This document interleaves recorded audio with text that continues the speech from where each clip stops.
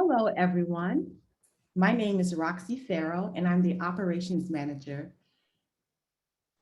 and I am the Survivor Leadership Program Lead for the Human Trafficking Legal Center, and will also serve as the moderator for this webinar. We welcome you all to another installment of our Survivor Leadership series titled Racism and the Anti-Trafficking Movement.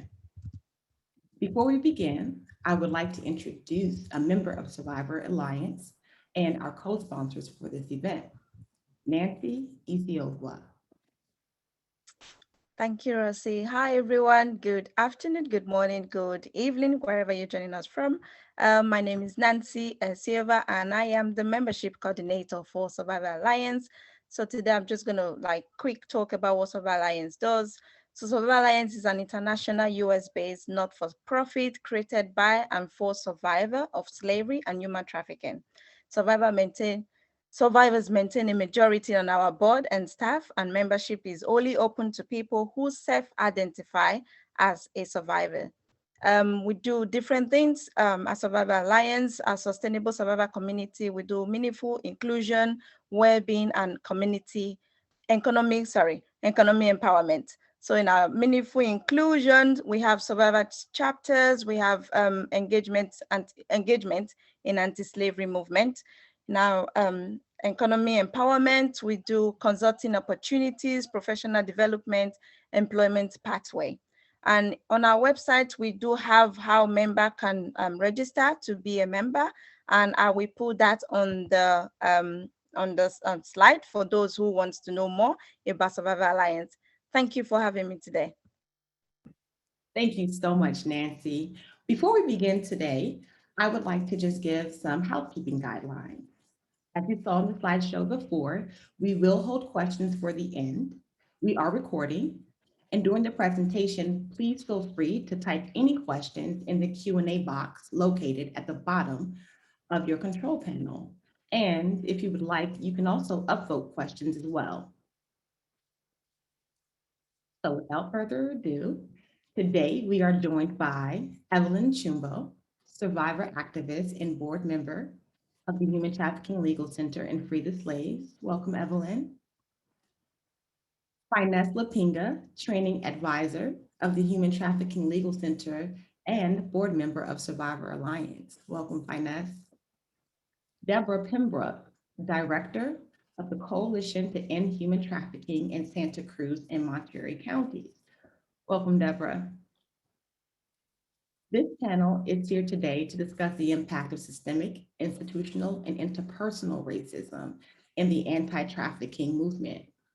We will review findings from a survey conducted by members of the panel and issued to survivors within the anti-trafficking community.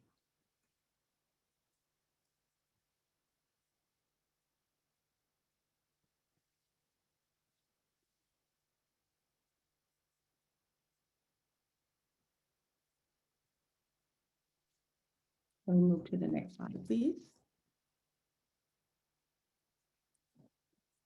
So before we begin, I would like to just give a brief summary of where we are right now within the anti-trafficking movement as far as it comes, or as far as it relates to systemic racism. So we are all becoming increasingly aware of how systemic racism affects every part of life in this country and around the world. Difficult conversations, increased representation of diverse voices, along with data showing inequality in many areas of society are all creating a moment in which many advocates and survivor leaders alike are examining their practices and policies within their work with the intention of improving outcomes for all survivors, especially those within marginalized communities. We want to also make sure we're saying systemic racism affects everyone, including white survivors. In this presentation, we are centering on the experience of survivors of color. As the majority of human trafficking survivors, both globally and in the United States, are from communities of color, it is important that we get comfortable with centering our conversations about survivors on BIPOC. So throughout this training, we're going to be using a term, BIPOC, which stands for Black people, Indigenous people, and people of color. We're going to be sharing in a moment our results from a survey that we conducted of survivors that include the voices of people who identify as Indigenous to the Americas. These include people who identify as Latino, Native American, people with multiple identities. But we want to acknowledge that the speakers on this panel are not Native American or Indigenous to North America. Thank you, Deborah. So our survey had 7 questions and received 87 responses. The first question asked survivor participants to disclose their racial identity. The categories used to measure the racial identities of survivors, respondents were BIPOC, and as Deborah mentioned, which means Black, Indigenous, persons of color, and white. We examined survivors' experience with vulnerability and systemic racism and the relationship or impact of systemic racism when engaging with institutions of direct services, healthcare, and housing.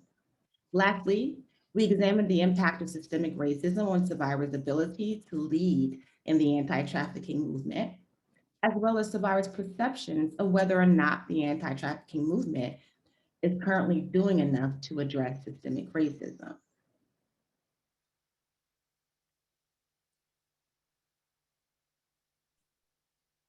Thank you, Roxie, Nancy, and Deborah for that great introduction.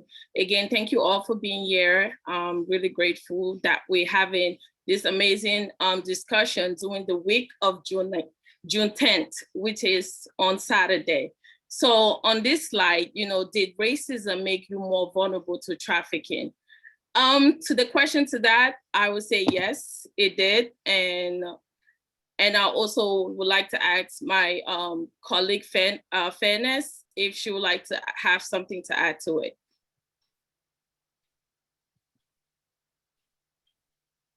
I thank you, Evelyn, for asking. Yeah, racism exists every services from healthcare field, employment, everywhere, pretty much services, case management. Yeah, so again, like this slide says, if you see during the answers of the surveys, as an African, I know that it's been difficult for a lot of Africans that are victims of trafficking to access services. Again, if you Google the word human trafficking, you get to see the image, you can look at the images that come up. Thank you so much, Evelyn. And also in this slide, was it me? Oh, sorry.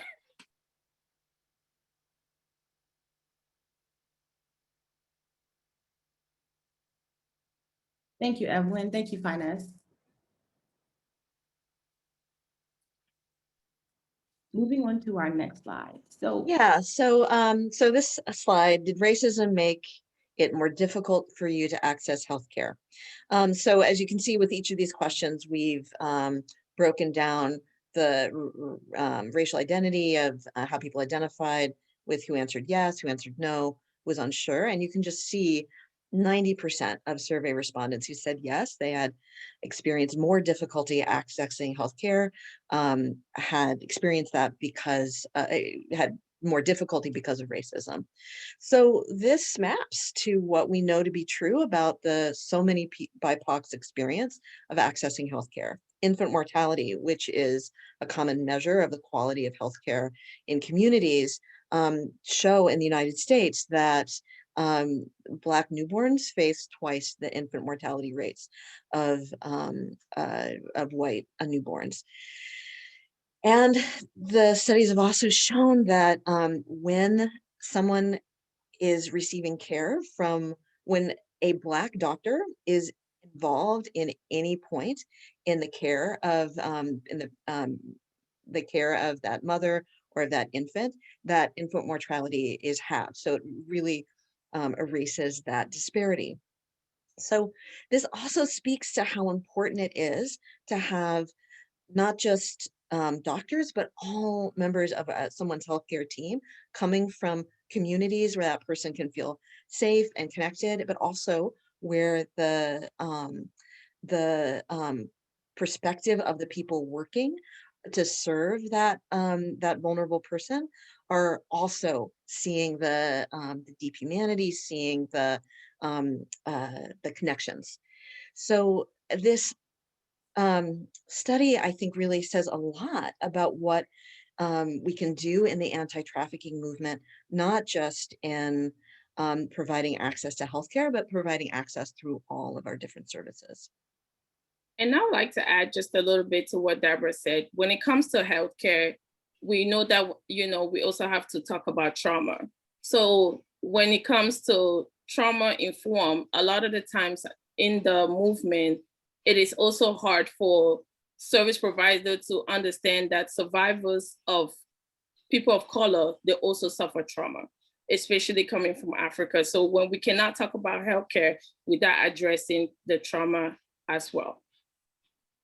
And I would like to add only for services like services, housing actually, and also healthcare. I'm gonna start from healthcare for racism. It is true because otherwise I wouldn't stay in more than a month in the hospital without recognized as a victim and end up sending the homeless shelters. Secondly, for services like housing and case management, like my own experience, I shouldn't pray a lot of case management when I was like, a survivor trying to survive by myself. Like, I remember I had to house 2 different survivors with different issues. One of them actually lost the spot at the homeless shelter. And I know very well about homeless shelter. When it's only daytime, you can only spend the night. During the day, you have to leave. Then you have to get back to the shelter on time. If you don't, you lose your spot. So that's what happened in the case of that survivor. She lost her spot, and the organization who was supposed to help her, who said they care about survivors, and unfortunately, they let her wandering to figure out where to go. She couldn't speak English like me. So when she called me crying, I couldn't let that happen on my watch because firsthand being a homeless shelter and being homeless, I took her in. And the second event, the same thing. She was placed in the hotel, and the organization who was paying for her hotel told her they couldn't extend her stay in the hotel. Again, she had nowhere to go, so I have to house her. I shouldn't be doing that because I wasn't financially stable, I wasn't mentally stable, but I couldn't watch that happen. So Thank you so much. Not on my watch. Thank you, Fainess. Thank you, Fainess. And moving on to now into this next slide, did racism impact your ability to be a leader, to be a leader in the anti-trafficking movement? Again, answers don't lie. The survey is right there. You can see it. 45% says yes, and 35% says no. And I usually like to speak from experience, regarding the survey. Yes, I feel like, racism did impact the ability to lead in this movement. Again, I mentioned earlier on the slide that I was presented on, if you type human trafficking, and, as far as like images, you get to see the images that appear.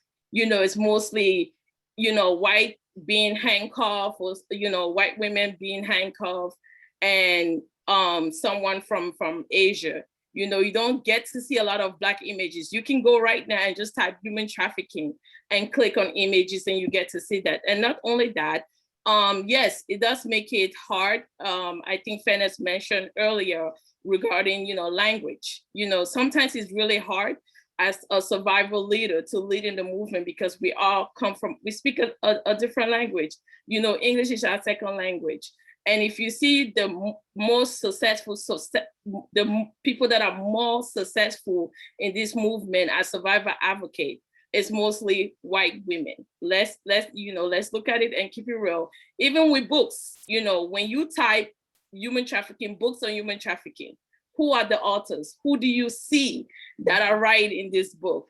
And I can give an example. When I used to be on the U.S. Advisory Council, the White House U.S. Advisory Council, we were right there. The former president, we're not gonna call names, you know, the former president, you know, had a discussion on human trafficking, and who did he invite? And the advisory council was made of people of color. It was very diverse, but the former president invited young white women and mostly blonde women to talk about human trafficking. And to me, per se, it was only sex trafficking. And we were right there, a diverse group of people, Latino, Asian, you know, white, African American, but who did the former president pick to come and discuss human trafficking?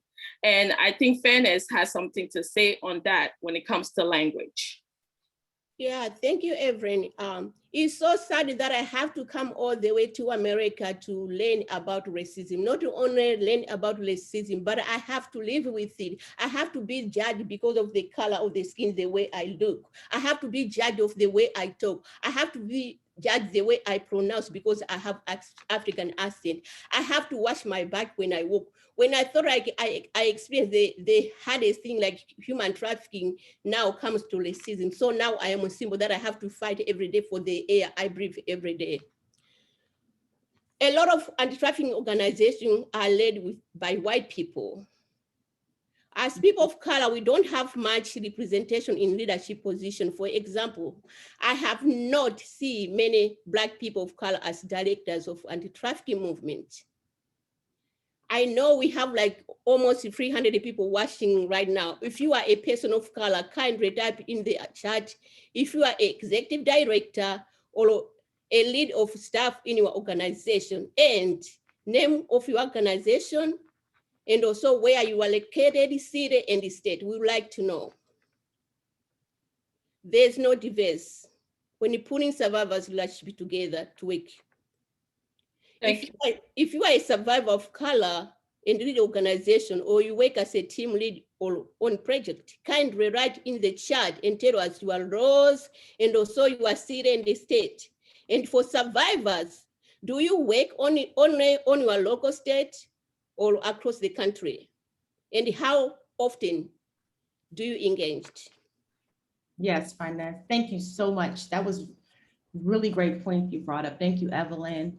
And I also want to bring up too, when we think about leadership and the ability to lead within the anti-trafficking movement, how oftentimes do we as a movement think of power sharing, or what it means to share power?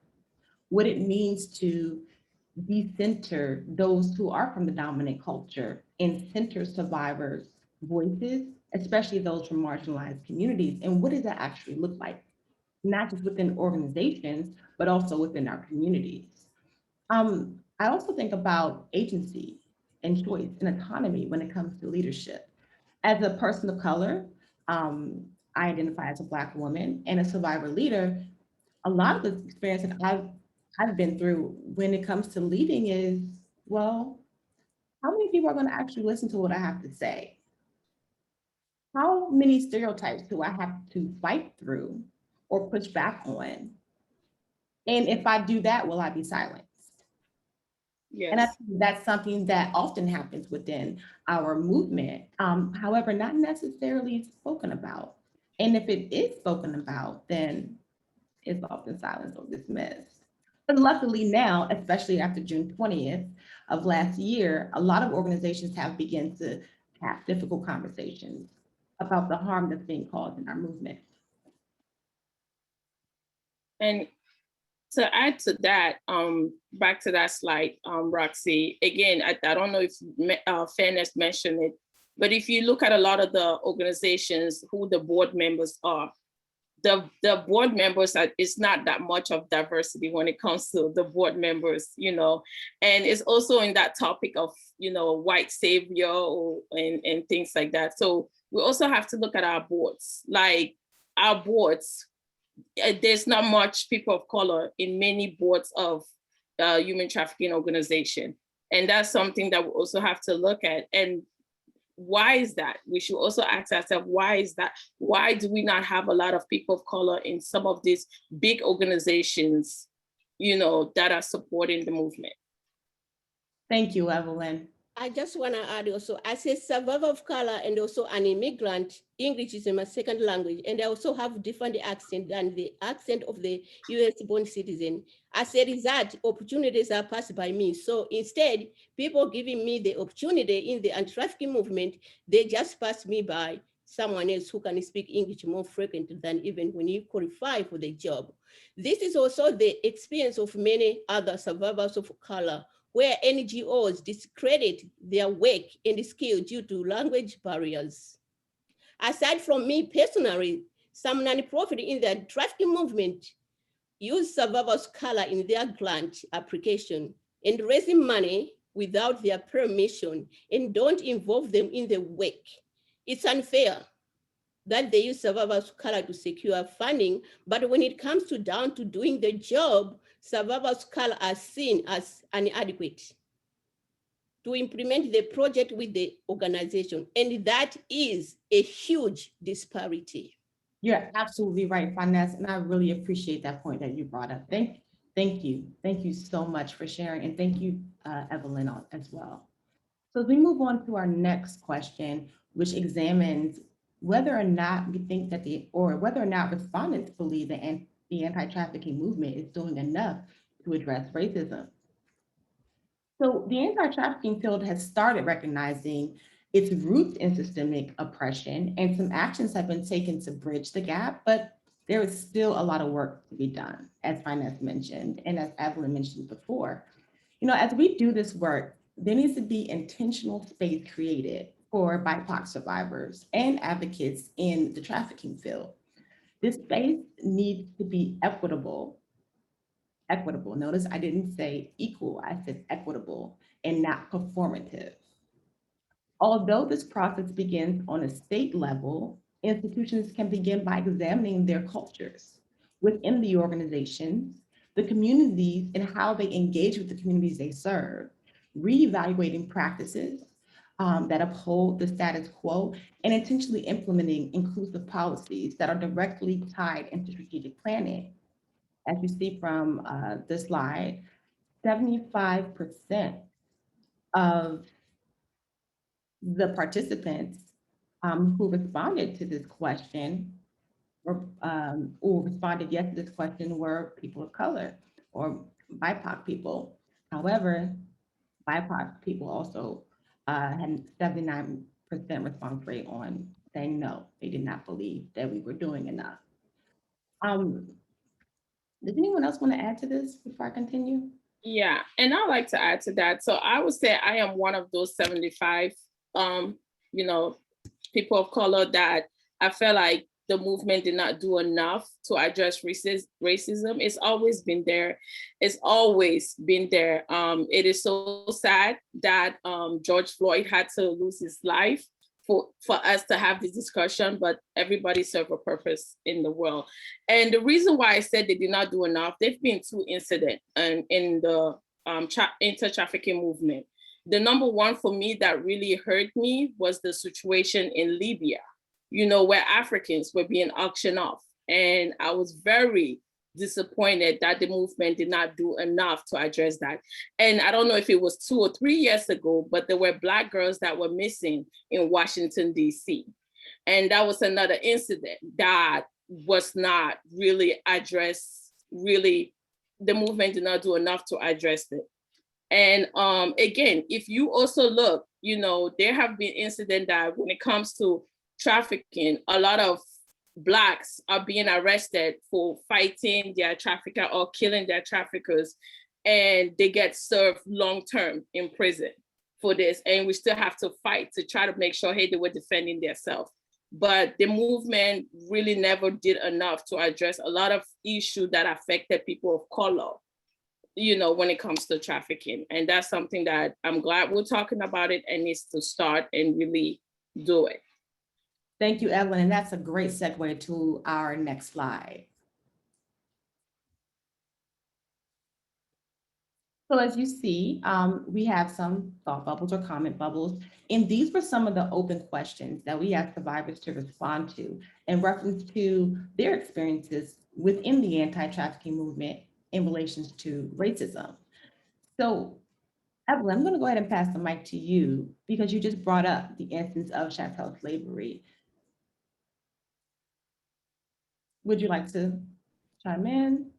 No. Yeah, I would like to chime in, but if it's okay, I would like, because I feel like all the Black women, our voices, we're like so strong on this, but it would be nice to hear from my colleague, Deborah, if she would like to say something regarding this. Yeah, thank you, Evelyn. So when we, the invitation here is to move out of where the movement has been too comfortable centering and into real, as Roxie says, equity, that there's histories of how we have held things in our movement, how we describe things that when we hear from communities of color that there's unexpected impacts with that. There's feelings of exclusion, there's difficulty. We need to hear that and change how we behave. And so I think a really good example of this is what we're hearing in this slide, that how it impacts Black people in the United States to be framing this discussion as being rooted in the anti-slavery movement in the US. That has brought people into the movement feeling as though, well, I'm working as an abolitionist. This has been a really popular way of framing it in certain segments of our community.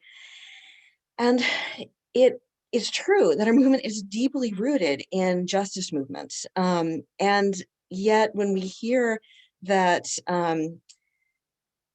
for a movement that's so often used imagery and outreach that's focused on young, vulnerable white girls being sex trafficked, for outreach, for funding, for really distorting the actual work of our movement, who is most impacted, what forms of trafficking look like in our regional communities.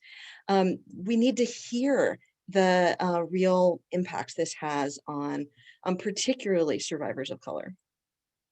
Yes, and I also want to point out in this comment alone, some really powerful words. Co-opting the word slavery for shock value is another way that anti-trafficking movement perpetuates racism. And I wanted to bring that up because one of the main things that happens when we as a movement use we co-opt the word slavery, we tend to overlook how that erases the legacy and collective memory of slavery and the experience or lived experience individually and intergenerationally with those who identify as people of color or BIPOC, especially those who are survivor leaders. And so when this happens, it makes it more difficult or it creates more barriers for us to lead in the movement or for our voices to be heard. Yeah, very well said, Roxie. I agree with what you just said. Again, because there's also always this debate in the movement, should we say human trafficking or modern day slavery? So it makes it very hard a lot of the times. And maybe I feel like the reason we don't want to use the word slavery, because again, it's hard for people to believe that Blacks are still being auctioned off. Blacks are still being sold into slavery. So we try to use the hidden word. There've been many incidents because again, human trafficking was a hidden crime. And, it was a hidden crime. And I guess when people start discovering that, okay, it's affecting, white girls in America and everything like that, I felt like they just used the word human trafficking to just kind of cover it. So this word, this comment was so powerful, and I 100% agree with what Roxie and Deborah said on this. Mm-hmm. Black people, I just want to add some. Black people and the people of color, majority of time are silenced in this justice system, plus are not taken seriously when they speak. Thank you, Fainess. Okay, I'm going to read this slide. So white survivors, knowing that racism exists, could do more and could be more generous to decenter themselves, ourselves, so that BIPOC survivors can also have a seat at the table. We can also be advocate voices on behalf of BIPOC survivors with the larger anti-trafficking organizations who don't consider our voices. Okay, so for everyone here on this webinar, particularly white allies, white survivors, here is the call to action. We can be more generous with decentering ourselves. So this is, if you have been looking for a direct invitation for particularly, again, white survivors, white allies, if you're looking for a particular invitation to how we can bring more of the anti-racism work that is so necessary into our work in the movement, here is that call to action. So this can mean directly addressing the overt racism that we frankly are all encountering. Examples we see regularly in my own work is, for example, when 90% of the loitering citations that are happening in our local community are being given to Black people, or when as I've experienced, a reporter asked to speak to a white survivor to make the subject more accessible. These are things we need to address directly and say no to. But it also means really looking at the work we do every day. Are we addressing systemic racism? Are we naming that that BIPOC survivors are disproportionately impacted by human trafficking in every one of the presentations we give? Is it that clear in all of our outreach materials? Really looking deeply at the work we do. Do survivors of color in your own community have access to resources and leadership development to make their own choices about being involved in the movement? And are there opportunities that you're actively working on creating in your organizations for those survivors? So what steps can we all do? Yeah, thank you, Fainess. Thank you, Deborah. When it comes to opportunity, like scholarships, a lot of scholarships out there only stated sex trafficking, trafficking survivors. There's no enough, scholarship for labor trafficking survivors, so it's not fair. Thank you, Deborah and Fainess. And I wanted to add to that, like Deborah said, a call to action. Don't be afraid. Speak up. It is so wonderful. We're having the discussion. The survey is there. It did not lie. It made it, and we're talking about it. But I would like to ask, my colleague, Deborah, do you feel there's white privileges in this movement? Absolutely. Absolutely. There's white privilege for how we structure organizations. There's, and maybe it might help to also get really specific, because there is a survivor community, a human trafficking survivor leadership pathways. And there are, I've seen over and over again where as positions for survivor leaders are opened up, it's often the first people who are filling those positions are white survivors. And so we want to make sure that we're looking at every corner of our movement and finding ways to, again, center this discussion and center the work and center the opportunities for BIPOC survivors. And that's true of survivor leaders as well. And part of that means also granting access to survivor leaders from the BIPOC community to your networks. So oftentimes what happens when we're speaking about the dominant culture and those who operate within the anti-trafficking movement, well, like Fainess and Evelyn mentioned before, over 80% of the leaders are white women. And so they come with their own networks, and when they hire from their friend group, or people who look like them, people who think like them, but most importantly, people who have the same lived experiences or life experience as them as well. And so when you see that, then oftentimes with BIPOC survivor leaders, they do not have that access, and historically they haven't had that access, which also impacts their ability to lead, but their impact to be it impacts their ability to be heard. And it also impacts their ability to assist with moving the movement forward, especially when speaking about their lived experiences. Because this is important because let's just be real here. Who are these organizations serving? What's the population they're serving?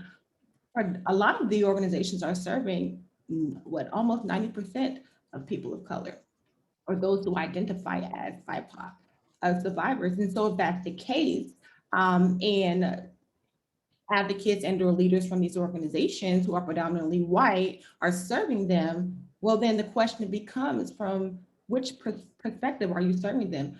Are you serving them through your own perspective as a white leader and through your own experiences within your life? Or are you truly examining who you're serving in their lived experiences and how they're impacted by multiple forms of racism? And I think that's really important to look at.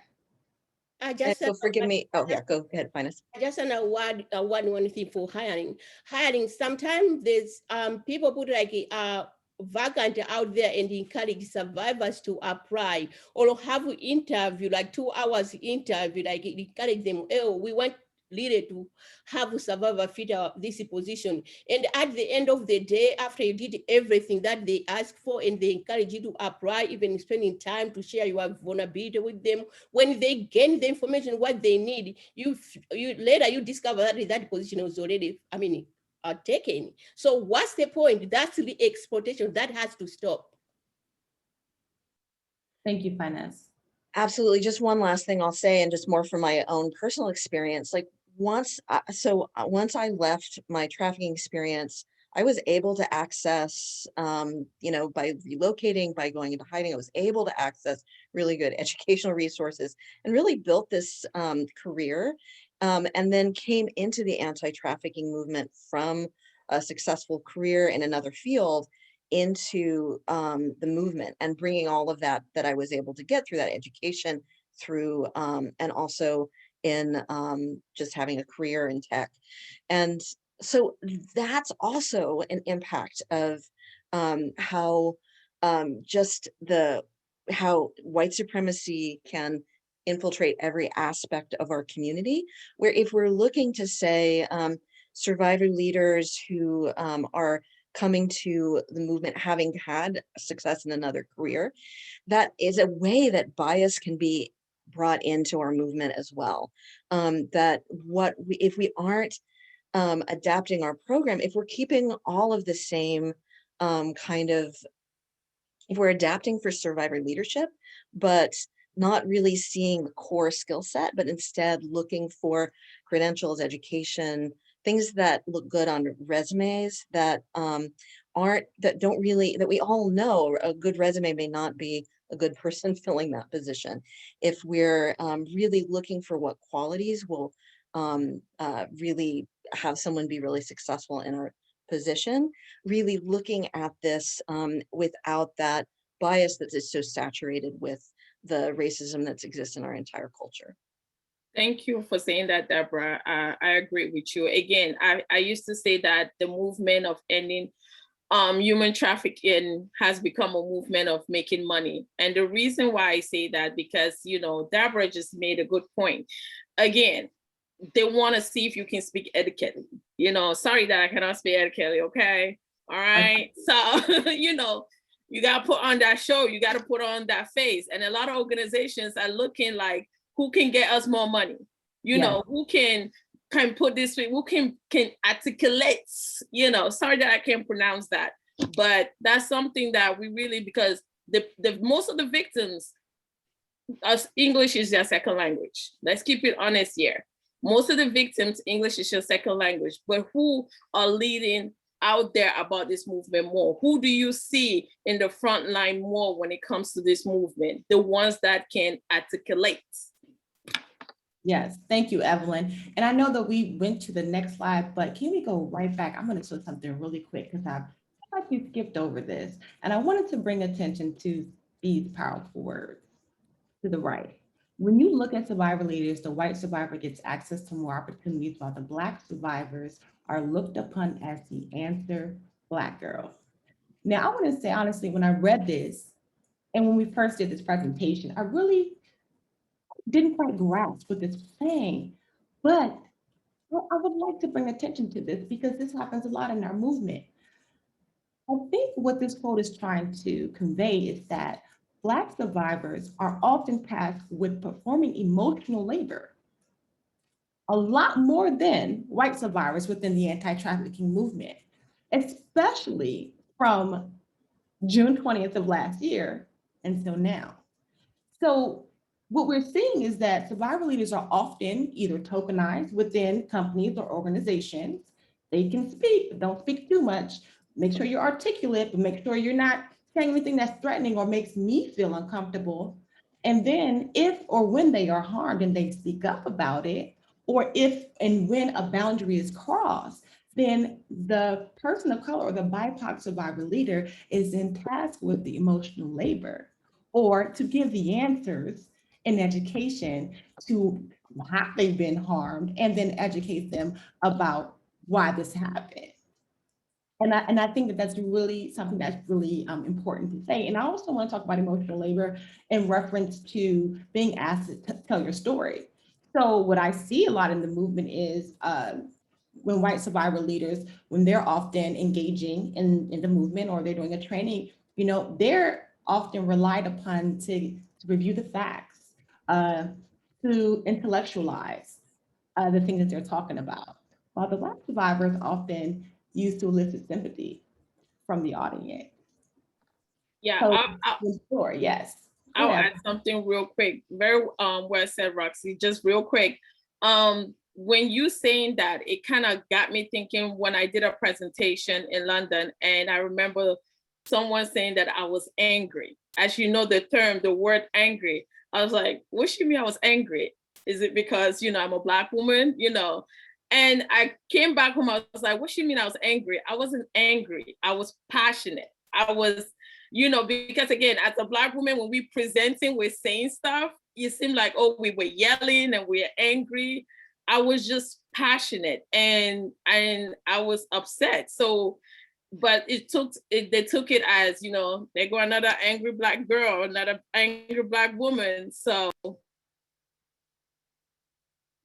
Okay, thank you so much, Evelyn. I just want to add what you just said, Evelyn. Sometimes us Black people, for people of color, when things happen to us, when we respond, we react like because we are not reacting for the current event that just happened now, but because it brought up the wound that is, you know, it's right there, that unhealed wound. So we have a lot of anger because we are invisible. We are still invisible. So when things happen, we can react differently because we have so much with us, so we can feel like angry. But we are trying to, I mean, at least me personally, because I feel like I've been living invisible my entire life. So for people to hear me, I have to speak. I learned to speak and yell or scream so people can hear me or hear me, because it's overwhelming. Thank you, Fainess. Wow, time flew. Time flew. I also want to bring attention to the rest of the comments that we received in our survey. However, for the sake of time, we do need to move forward to questions or answers. So if we can take a few seconds, maybe 3 or 4, just to go through the next few slides so that the audience can have an opportunity to review the comments.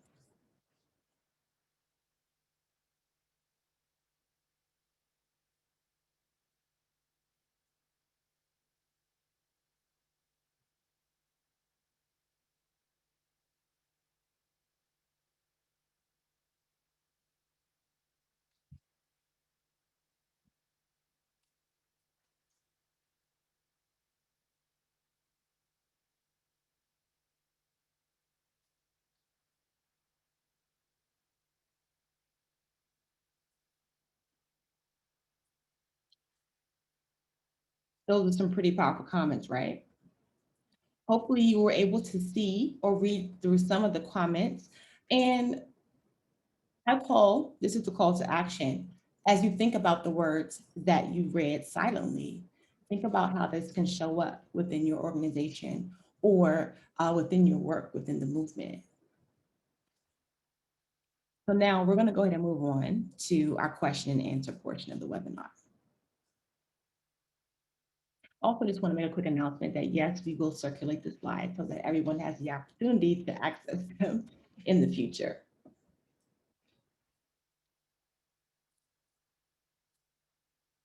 So let's move to our first question.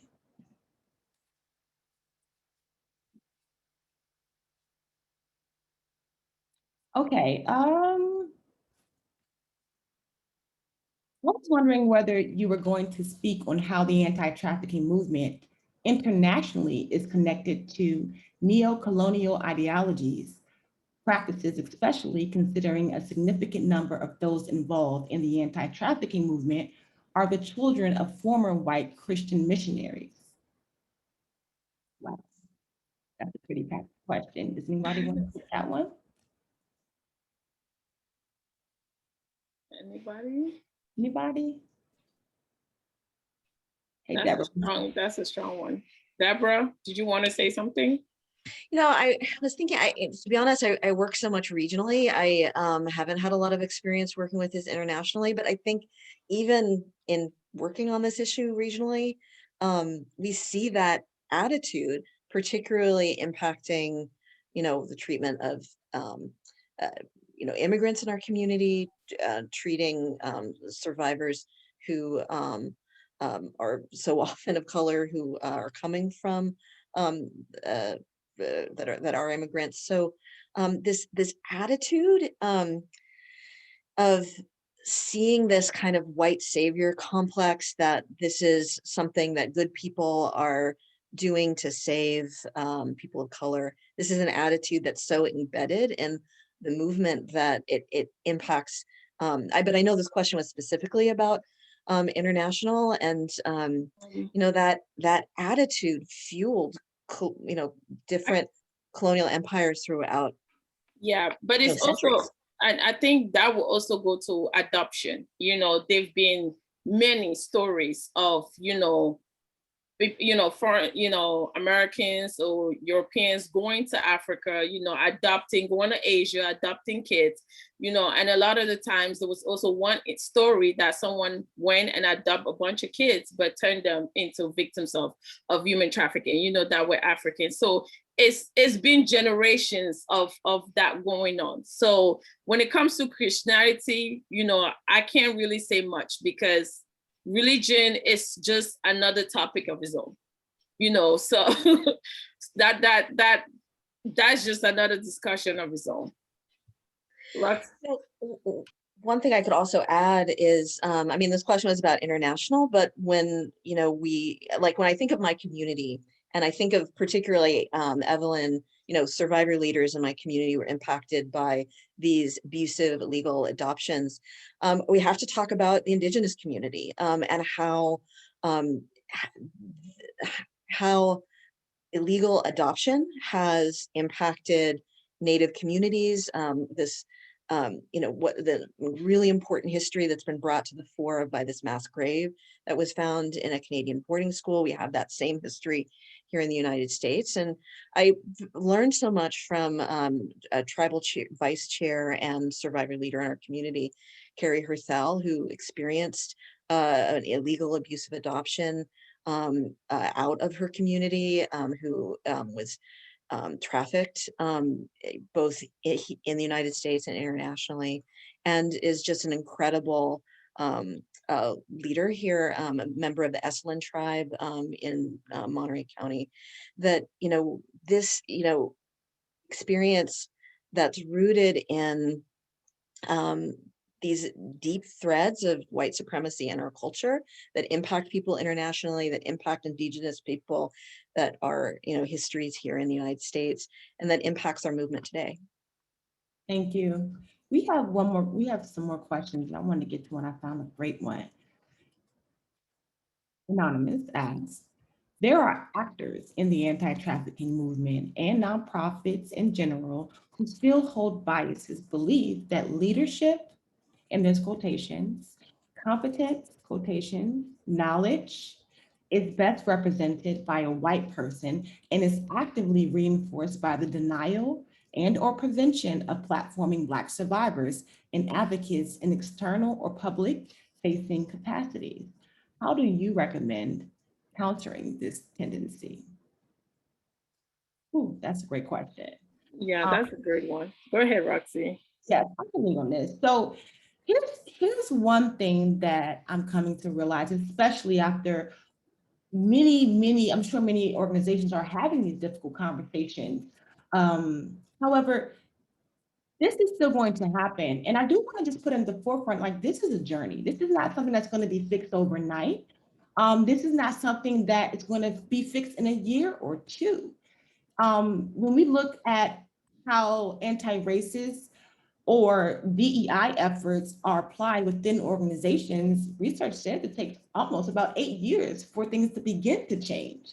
Remember, this is not just a behavior behaviors or a set of behaviors that we are trying to change. These are issues with mindset.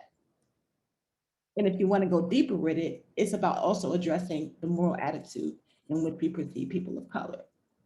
And so with that being said, within the anti-trafficking community, especially within nonprofits or other organizations, the issue that was highlighted in the question where trafficking groups, or this can be intentional about weaving in survivors' experience, like this, it is intentional because people are not actually doing the work within. And so as we all work in this movement, especially in the nonprofit sector, everybody flocks to the nonprofit sector because they want to help. They want to help. And that's everyone's, I believe that's why people come, you know? However, we should also look at what we mean by help. Is it from a white saviorist or saviorism perspective? Is it through paternalism where, oh, because I hold the degrees and because I'm competent to this level, or, you know, I'm the CEO of this organization, I know best for these survivors and therefore, ... Is it that issue? Or it could also be, they may not know how to start or have these difficult conversations within the organization. And so on an individual level, it definitely takes some inner work to look at your heart, because although a lot of harm is being caused, and it still will be, you know, this is going to be a trial and error period.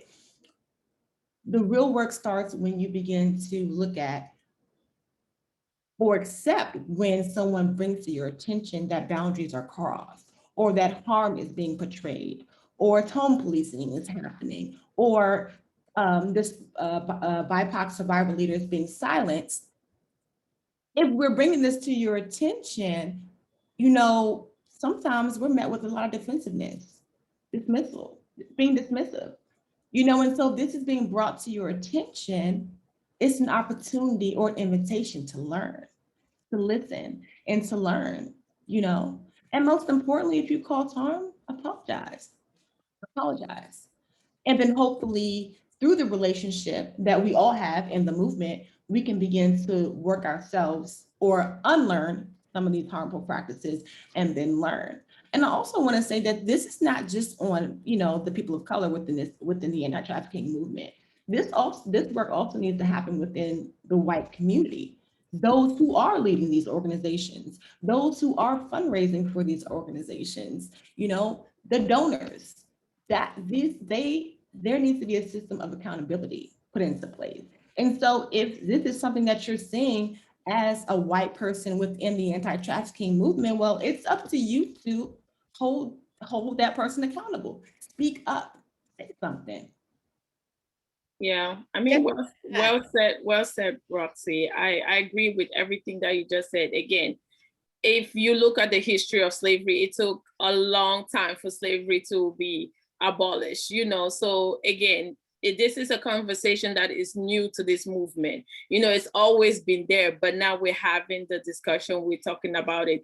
And the changes start with each and every one of us, you know, by, you know, a lot of us have said it, you know, by maybe also having other people of color have a book out there on their experience, you know, by having other people of color to also provide training tools, not only come there to just share their life, their experience for the organization to get the money, but you can do that changes by also working on some of the images that we see on Google, you know, or even when you have the 1-800, you know, human trafficking hotline, you can, there's sometimes the images you see there is just like, okay, so it's only happening to these people. It's not happening to us. So we can do that. And that's by having and being honest with the conversation, being honest with the conversation, knowing your truths, you know, and speak about it.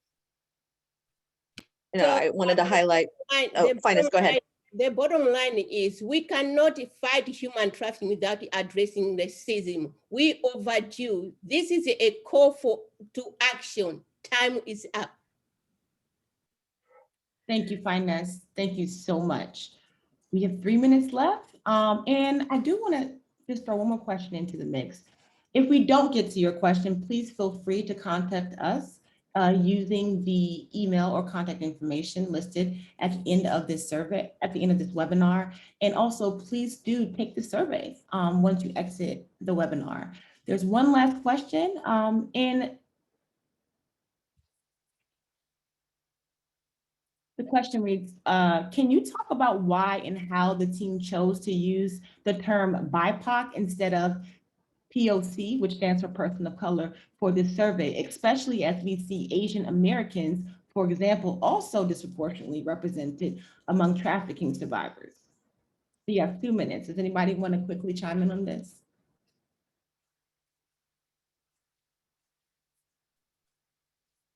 No? Roxie, go ahead, time in, and then I can add something to it.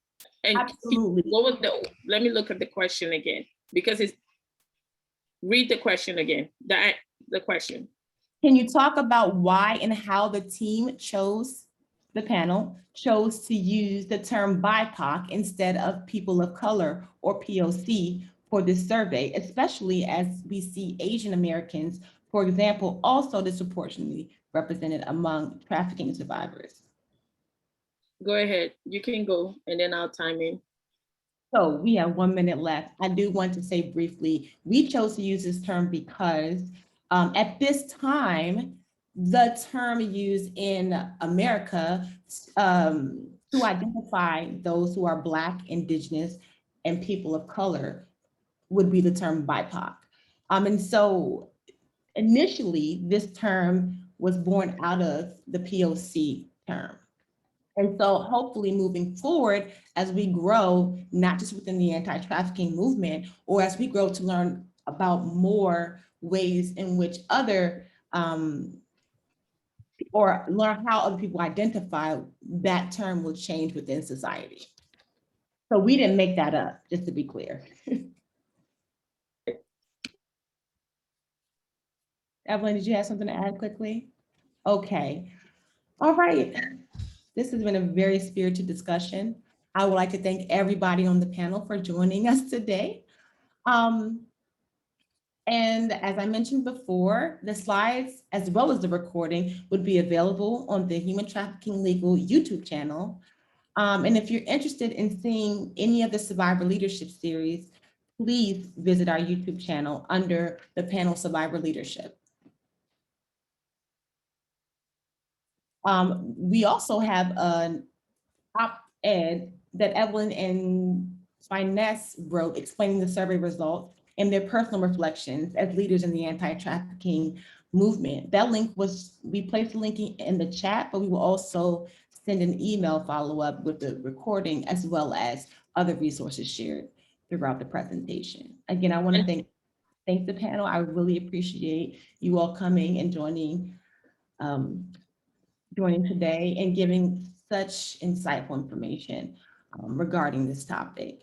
I do want to encourage everyone in the audience to keep the conversation going, keep unlearning, keep relearning, unlearning, relearning. You're going to mess up. That's how we learn. You know what I mean? Don't forget, Saturday is June 10th. So if you want to learn more, there's other programs that are talking about race. There's other events you can Google. And last thing, words means a lot. The good words mean a lot, but action says more. So we are learning, but action speaks louder than words. Thank you, Fainess. I'm sorry. It's okay with sisters. Thank you, Evelyn. And on that note, I would like to say thank you again to everyone who chose to attend. And until next time,